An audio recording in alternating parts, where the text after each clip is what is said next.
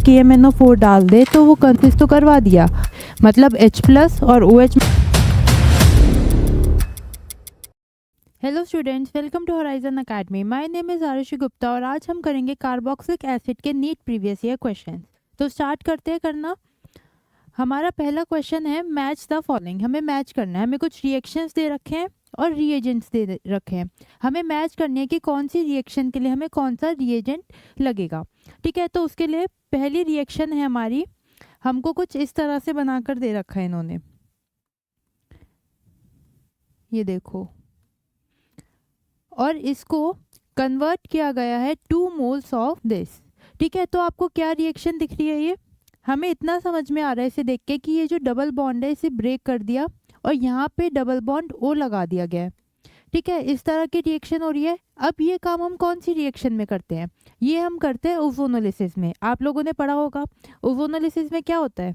कोई भी एक एल्कीन लेते हैं इस तरह से, उसमें हमने डाला O3, जिंक और वाटर। फिर हम क्या करते हैं, इस बॉन्ड को यहाँ से ब्रेक कर देते हैं और हमको 2 कार्बोनिल कंपाउंड्स मिल जाते हैं इस तरह से। ठीक है, तो ये थी हमारी ओजोनोलिसिस रिएक्शन। अब ओजोनोलिसिस के लिए रिएजेंट कौन सा लगता है? O3, Zn water. तो मतलब ए का तो हो गया ऑप्शन नंबर 4। तो ए को हमने मैच कर दिया 4 से। ठीक है, यहाँ लिख लेते हैं, ए का हो गया 4। अब सेकंड देखते हैं, बी रिएक्शन। बी में बेंजीन से इन्होंने बेंजोफिनॉन बना रखा है। कौन सी रिएक्शन होगी ये है हमारी फ्रिडल क्राफ्ट रिएक्शन। कैसे? ये देखो, हमारे पास बेंजीन है, बेंजीन में मैंने डाला ये। ठीक है, मतलब option A, in presence of anhydrous AlCl3। जब ये डाला तो कौन सी रिएक्शन होगी? फ्रिडल क्राफ्ट रिएक्शन होगी। यहाँ से H और ये Cl, ये दोनों बाहर निकल जाएंगे और हमें कुछ इस तरीके का प्रोडक्ट मिलेगा। देखो, ये हमें प्रोडक्ट मिलेगा। तो बी का हो गया फर्स्ट, बी का हुआ फर्स्ट। अब अगली देखते हैं, सी में हमें अल्कोहल कन्वर्ट होता दिख रहा है कीटोन में। सी ऑप्शन में अल्कोहल कन्वर्ट हो रहा है कीटोन में, मतलब एक माइल्ड ऑक्सीडाइजिंग एजेंट की ज़रूरत है। अब CrO3 हमको पता है एक माइल्ड ऑक्सीडाइजिंग एजेंट होता है, तो सी का ऑप्शन हो जाएगा 2। सी का हो गया 2। फिर अब डी देखते हैं। डी में हमारे पास बेंजीन और उसके ऊपर ये इथेन ग्रुप लगा था जो कि कन्वर्ट हो गया है COOH में, कार्बोक्सिलिक एसिड में। और ये काम कौन करवा सकता है? KMnO4। हमने KMnO4 की रिएक्शन पढ़ी है। बेंजीन के ऊपर कोई भी एल्काइल चेन लगी हो, चाहे मिथाइल हो, चाहे प्रोपाइल हो, चाहे इथाइल हो, 3 कार्बन हो, 4 कार्बन हो, उसके अंदर अगर हम KMnO4 डाल दें तो वो कन्वर्ट हो जाता है बेंजोइक एसिड में। चाहे बेंजीन के ऊपर कितने भी कार्बन हो, सबको ऑक्सीडाइज करके बेंजोइक एसिड बना देता है। तो वही रिएक्शन हुई हुई है। तो डी का हो गया इसके अकॉर्डिंग,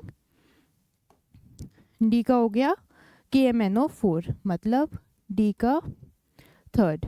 तो ये हो गया हमारा आंसर, ए का 4, बी का 1, सी का 2 और डी का 3। ऑप्शन सी हमारा करेक्ट हो जाएगा। तो इस तरह से हमें रिएक्शन और उसका रिएजेंट आइडेंटिफाई करना था इस क्वेश्चन में। अब अगले क्वेश्चन पे चलते हैं। नेक्स्ट क्वेश्चन है, कंप्लीट द फॉलोइंग रिएक्शन। ये रिएक्शन आपको कंप्लीट करनी है। पहले हमें दिया हुआ है कीटोन है कोई, उसके अंदर HCN डाला है तो साइनोहाइड्रिन बना। कैसे बना होगा ये? हमारे पास H+ और Cn- है। Cn- ने इस कार्बन पे अटैक करा और ये बॉन्ड इस तरह ब्रेक हुआ, तो क्या बना होगा? यहाँ पे Cn अटैच हो गया, ये बना O-। ये O- और H+ मिलके बॉन्ड बना लेंगे और OH बन जाएगा। तो हमको ये मिल गया प्रोडक्ट बी। अब उसने क्या बोला है, इसके अंदर मैंने डाला कंसनट्रेटेड H2SO4 और हीट।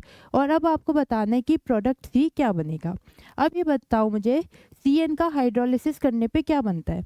हमें पता है जब हम साइनाइड का हाइड्रोलिसिस करते हैं तो कार्बोक्सिलिक एसिड बन जाता है। ठीक है, अब यहाँ पे Cn दिख रहा है और हमने H2SO4 डाला है, मतलब हाइड्रोलिसिस हुई है। तो पहले तो इसका हाइड्रोलिसिस कर देते हैं, तो ये OH और साइनाइड को कन्वर्ट कर दिया कार्बोक्सिलिक एसिड में, तो हमने इसका ये हाइड्रोलिसिस कर दिया। अब नेक्स्ट स्टेप में इन्होंने यहाँ हीट लिखा हुआ है। हीट की प्रेजेंस में क्या होगा? हीट भी है और हमारे पास रिएक्शन में एसिड भी है। हीट भी है और अभी एसिड और बचा है, तो हम क्या कर सकते हैं, डिहाइड्रेशन रिएक्शन करवा देते हैं। क्या करवा दें, डिहाइड्रेशन। ये OH को बाहर निकाल देते हैं और डबल बॉन्ड लगा देते हैं, तो ये हमारा प्रोडक्ट बन जाएगा C। ये हमारा प्रोडक्ट C बन जाएगा। तो कौन सा ऑप्शन हुआ, ऑप्शन B। तो अब आपने साइनाइड का हाइड्रोलिसिस तो करवा दिया, अब क्योंकि रिएक्शन में अभी और एसिड बच रहा है और हीटिंग भी कर रहे हैं हम, तो हमें उसके बाद आगे डिहाइड्रेशन रिएक्शन भी करवानी है और प्रोडक्ट C हमारा मिल जाएगा। आगे चलते हैं अगले क्वेश्चन पे। नेक्स्ट क्वेश्चन है, RMgX डाला है, ग्रिग्नार्ड रिएजेंट है, उसके अंदर CO2 और ड्राई ईथर डाला, तो हमें बताना है कि Y क्या होगा। बहुत सिंपल है, करके देखते हैं। पहले हमारे पास है RMgX और CO2 को इस तरह लिख सकते हैं, ठीक है। अब मुझे ये बताओ R पे कैसा चार्ज होगा, पॉजिटिव या नेगेटिव। हमें पता है R पर होगा पार्शियल नेगेटिव चार्ज और मैग्नीशियम पे होता है पार्शियल पॉजिटिव चार्ज, ठीक है। अब ये जो R है जिस पे नेगेटिव चार्ज है, ये इस कार्बन पे अटैक करेगा और ये बॉन्ड इस तरह से ब्रेक होगा, तो देखो क्या बनेगा, ये इस तरह हो गया। इस R ने यहाँ पर अटैक कर दिया, इस O के पास MgX आके अटैच हो गया, ये बनेगा हमारा Y। फिर ये आगे फर्दर हाइड्रोलिसिस करने के बाद कार्बोक्सिलिक एसिड में कन्वर्ट हो जाएगा, जो इन्होंने हमें करके दे रखा है। तो इन्होंने हमसे पूछा था Y क्या होगा, तो ये है वो Y इंटरमीडिएट जो बनेगा। तो कौन सा ऑप्शन दिख रहा है, RCOOMgX। ये देखो ये रहा RCOOMgX, तो ऑप्शन A हमारा करेक्ट हो जाएगा। आगे चलते हैं अगले क्वेश्चन पे। नेक्स्ट क्वेश्चन पूछा था, reaction that does not give benzoic acid as major product. इनमें से कौन सी रिएक्शन है जिससे बेंजोइक एसिड नहीं बनेगा। तो देखो ये जो ऑप्शन C दिख रहा है, इसमें जो रिएजेंट यूज़ करा है ये यूज़ करा है PCC। अब PCC एक माइल्ड ऑक्सीडाइजिंग एजेंट होता है। कैसा ऑक्सीडाइजिंग एजेंट है, माइल्ड। ये अल्कोहल को कन्वर्ट करता है कार्बोनिल में। अब उसको आगे फर्दर ऑक्सीडाइज नहीं कर सकता ये कार्बोक्सिलिक में, क्योंकि ये माइल्ड ऑक्सीडाइजिंग एजेंट है। अगर हमें किसी अल्कोहल को एसिड में कन्वर्ट करना है तो हमें स्ट्रॉन्ग ऑक्सीडाइजिंग एजेंट की ज़रूरत होगी। अगर माइल्ड ऑक्सीडाइजिंग एजेंट यूज़ करेंगे तो अल्कोहल से कार्बोनिल बनेगा, रिएक्शन वहीं स्टॉप हो जाएगी, वो फर्दर कार्बोक्सिलिक एसिड में कन्वर्ट नहीं होता। तो इसलिए इसका आंसर होगा ऑप्शन C, क्योंकि इसके अंदर जो हमने रिएजेंट यूज़ करा है ये है माइल्ड ऑक्सीडाइजिंग एजेंट और ये अल्कोहल को कार्बोनिल में कन्वर्ट करेगा, एसिड में कन्वर्ट नहीं करेगा। तो ऑप्शन C करेक्ट हो गया। बाकी तीनों केसेस में हमें बेंजोइक एसिड मिल जाएगा, ऑप्शन C में हमें बेंजोइक एसिड नहीं मिलेगा। आगे देखते हैं। नेक्स्ट पूछा है, which of the following esters get hydrolysed most easily under alkaline conditions. Alkaline condition मतलब बेसिक कंडीशन, तो कौन अटैक करता है बेसिक कंडीशन में, OH माइनस।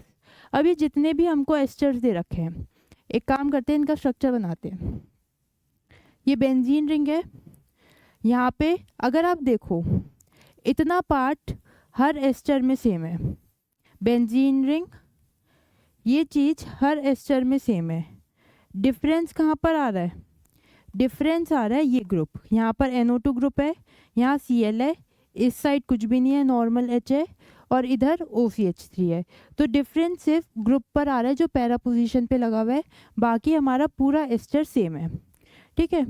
अब एस्टर बनाते हैं, ये O C double bond O CH3, ये हमको एस्टर दे रखा है और इस पोजीशन पे जो ग्रुप लगा हुआ है ये अलग अलग है। तो इतना तो हमें समझ में आ रहा है कि ये ग्रुप डिटरमाइन करेगा कि एसिड का वो एस्टर का हाइड्रोलिसिस कितना आसानी से होगा या कितना मुश्किल से होगा, ठीक है। अब क्योंकि इन्होंने बोला है एल्केलाइन मीडियम, एल्केलाइन मीडियम में OH माइनस आएगा और वो इस पे अटैक करेगा इस तरह से और फिर आगे फर्दर रिएक्शन होगी, ठीक है। तो हमें इतना समझ में आ रहा है OH माइनस को आके इस कार्बन पे अटैक करना है। अब ये कार्बन कैसा होगा, इस कार्बन पे पार्शियल पॉजिटिव चार्ज होगा क्योंकि नेगेटिव चार्ज आके अटैक कर रहा है। अब जितना ज़्यादा पॉजिटिव चार्ज होगा इस कार्बन पे उतना इजीली जो है हमारा OH माइनस अटैक कर पाएगा उस कार्बन पे। ठीक है, पहले स्टेप में क्या हो रहा है, OH माइनस इस कार्बन पे अटैक कर रहा है। अब OH माइनस कहाँ अटैक करेगा, जहाँ ज़्यादा पॉजिटिव चार्ज होगा। तो हमें ये पता लगाना है कि ये जो 4 ऑप्शंस दे रखे हैं इनमें से किस केस में कार्बन पे पॉजिटिव चार्ज सबसे ज़्यादा है। ठीक है, इनमें से किस केस में ये कार्बन जो है सबसे ज़्यादा इलेक्ट्रॉन डेफिशिएंट है, सबसे ज़्यादा पॉजिटिव चार्ज है, उसी वाले केस में OH माइनस सबसे जल्दी अटैक करेगा और उतना जल्दी हाइड्रोलिसिस होगा। ठीक है, अब देखो ये NO2 ग्रुप कैसा है, ये एक इलेक्ट्रॉन विड्रॉइंग ग्रुप है। Cl कैसा है, +R और -I लगाता है, यहाँ पे कुछ भी नहीं है। और ये OCH3 है जो कि +R लगाता है। NO2 लगाता है -I और -R। अब जो NO2 ग्रुप है वो -I और -R इफेक्ट लगा रहा है, मतलब इलेक्ट्रॉन विड्रॉ कर रहा है इंडक्टिवली भी और रेजोनेंस के थ्रू। तो ये क्या करेगा, इस पॉजिटिव चार्ज को सबसे ज़्यादा इंक्रीज करेगा। क्यों, क्योंकि वो इलेक्ट्रॉन विड्रॉइंग है। क्लोरीन भी इलेक्ट्रॉन विड्रॉइंग है, पर रेजोनेंस के थ्रू वो इलेक्ट्रॉन दे रहा है और इंडक्टिव इफेक्ट के थ्रू इलेक्ट्रॉन ले रहा है। जबकि NO2 के केस में क्या हो रहा है, वो रेजोनेंस और इंडक्टिव दोनों इफेक्ट के थ्रू इलेक्ट्रॉन्स अपनी तरफ ले रहा है, इलेक्ट्रॉन विड्रॉ कर रहा है। तो इसने क्या करा, अगर हमने यहाँ NO2 लगा दिया, इसने इलेक्ट्रॉन्स अपनी तरफ ले लिए। इस कार्बन के पास इलेक्ट्रॉन डेंसिटी कम हो गई, इलेक्ट्रॉन डेंसिटी कम हो गई तो पॉजिटिव चार्ज बढ़ गया, पॉजिटिव चार्ज बढ़ गया तो ये OH माइनस इस पे ज़्यादा जल्दी अटैक कर पाएगा, जितना जल्दी अटैक करेगा उतनी जल्दी हाइड्रोलिसिस होगी। तो इसका आंसर होगा ऑप्शन डी, क्योंकि ये एक इलेक्ट्रॉन विड्रॉइंग ग्रुप है, इस वजह से एस्टर का हाइड्रोलिसिस सबसे फास्ट होगा इस केस में। आगे देखते हैं next question. Consider the following compounds, the correct decreasing order of their reactivity towards hydrolysis is. Same last वाले क्वेश्चन की तरह है, हमें 4 कंपाउंड्स दे रखे हैं और ये पूछा है कि ऑर्डर ऑफ हाइड्रोलिसिस, उसमें बस पूछा था सबसे जल्दी हाइड्रोलिसिस किसका होगा, इसमें उन्होंने पूरा ऑर्डर पूछा है कि ऑर्डर में लगा दो कि किसका हाइड्रोलिसिस जल्दी होगा। ठीक है, अब देखो ये बना रखे हैं इन्होंने बेंजीन, इस तरह से बेंजीन है, COCl है। ठीक है, डिफरेंस कहाँ दिख रहा है हमें, इस बार सेम वही पैरा पोजीशन पे जो ग्रुप है, यहाँ पे NO2 ग्रुप है, यहाँ CH3 है, यहाँ CHO है और इस केस में कोई ग्रुप लगा हुआ ही नहीं है पैरा पोजीशन पे। अब हाइड्रोलिसिस में क्या होगा, वही सेम, कोई भी न्यूक्लियोफाइल जो कि बेसिकली OH माइनस होता है हमारे पास आएगा, इस कार्बोनिल कार्बन पे अटैक करेगा, ये बॉन्ड पहले ब्रेक होगा, फिर ये वापसी आएगा, ये Cl बाहर निकल जाएगा। ये तो पूरा स्टेप है, पर हमें क्या देखना है, सिर्फ पहला स्टेप, OH माइनस इस कार्बन पे अटैक कर रहा है, इस कार्बन पे पार्शियल पॉजिटिव चार्ज होगा। अब जितना ज़्यादा ये कार्बन इलेक्ट्रॉन डेफिशिएंट होगा उतनी जल्दी OH माइनस उस पर अटैक करेगा और उतनी जल्दी हाइड्रोलिसिस होगा। तो हमें ये देखना है कि इस कार्बन पे पॉजिटिव चार्ज सबसे ज़्यादा किस केस में है। इलेक्ट्रॉन विड्रॉइंग ग्रुप्स जो है वो इस कार्बन को इलेक्ट्रॉन डेफिशिएंट बनाएंगे और इलेक्ट्रॉन डोनेटिंग ग्रुप्स इस कार्बन को इलेक्ट्रॉन रिच बनाएंगे। हम क्या चाहते हैं कि हाइड्रोलिसिस जल्दी हो, मतलब कि ये कार्बन पे पॉजिटिव चार्ज, और पॉजिटिव चार्ज कब होगा, जब यहाँ पे कोई भी इलेक्ट्रॉन विड्रॉइंग ग्रुप लग रहा होगा, क्योंकि ये इलेक्ट्रॉन को अपनी तरफ खींच लेगा, इस कार्बन पे इलेक्ट्रॉन डेंसिटी कम हो जाएगी और इस पे पॉजिटिव चार्ज इंक्रीज हो जाएगा। ठीक है, अब यहाँ देखो NO2 कैसा है, ये इलेक्ट्रॉन विड्रॉइंग ग्रुप है, ये इलेक्ट्रॉन डोनेटिंग ग्रुप है, CHO भी इलेक्ट्रॉन विड्रॉइंग ग्रुप है। NO2 और CHO में NO2 ज़्यादा अच्छा इलेक्ट्रॉन विड्रॉइंग ग्रुप है, उसकी इलेक्ट्रॉन विड्रॉ करने की टेंडेंसी ज़्यादा है एज़ कम्पेयर टू CHO।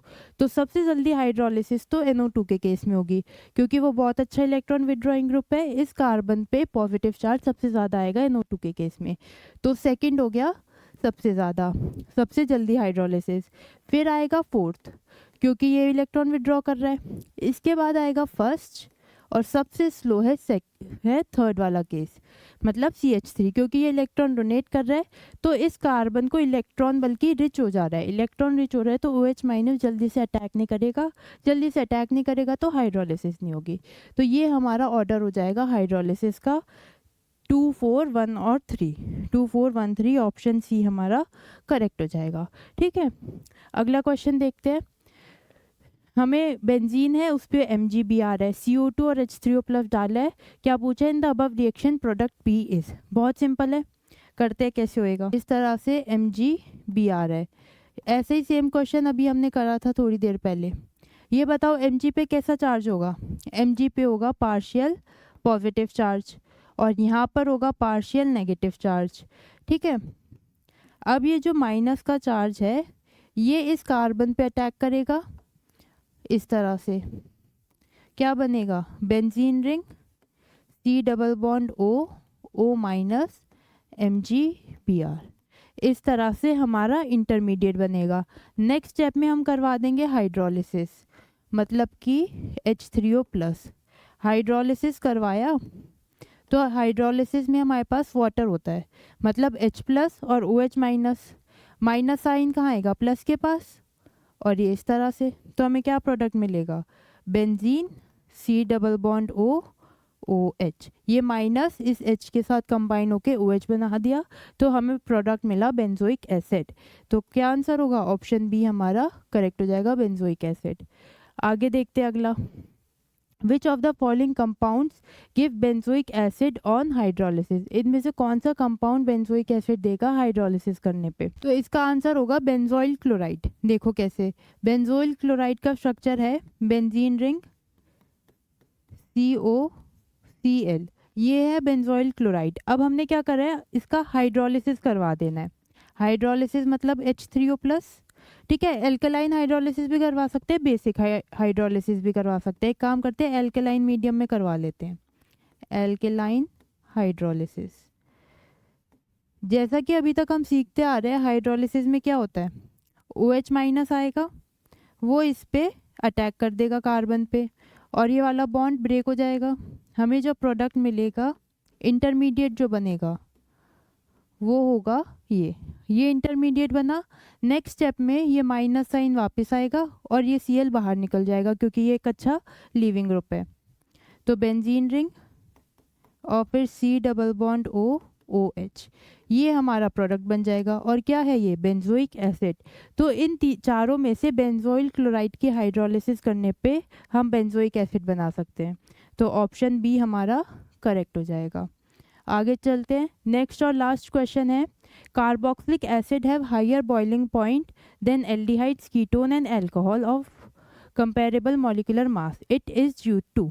अब कार्बोक्सिलिक एसिड का जो बॉइलिंग पॉइंट होता है वो सबसे ज़्यादा होता है, अल्कोहल्स, एल्डिहाइड्स, हाइड्रोकार्बन जिससे भी कंपेयर करें सबसे ज़्यादा हमारा बॉइलिंग पॉइंट होता है कार्बोक्सिलिक एसिड का। ऐसा क्यों होता है, ऐसा होता है हाइड्रोजन बॉन्डिंग की वजह से। देखो कार्बोक्सिलिक एसिड क्या होता है, कार्बोक्सिलिक एसिड है RCOOH, ये होता है कार्बोक्सिलिक एसिड। इसको इस तरह लिख सकते हैं, ओपन करके लिखे तो ये हो गया। अब अगर हमारे पास कार्बोक्सिलिक एसिड है, इस तरह लिख सकते हैं, मैंने कोई बीकर लिया, इसमें मेरे पास कार्बोक्सिलिक एसिड है, तो बहुत सारे मॉलिक्यूल्स होंगे कार्बोक्सिलिक एसिड के।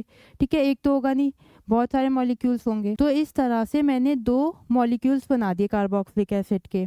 अब क्या होगा, इस H और इस O के बीच में हाइड्रोजन बॉन्डिंग होगी, इस H और इस O के बीच में हाइड्रोजन बॉन्डिंग होगी।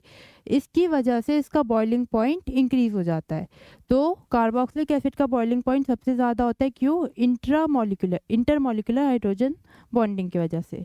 तो ऑप्शन डी हमारा करेक्ट होगा, formation of intermolecular hydrogen bonding. आपको एक ऑप्शन इंट्रा का भी दिख रहा होगा, ये ऑप्शन गलत है। डिफरेंस क्या होता है इंटर और इंट्रा में, इंटर का मतलब है 2 मॉलिक्यूल्स के बीच में, और इंट्रा का मतलब होता है विद इन सेम मॉलिक्यूल।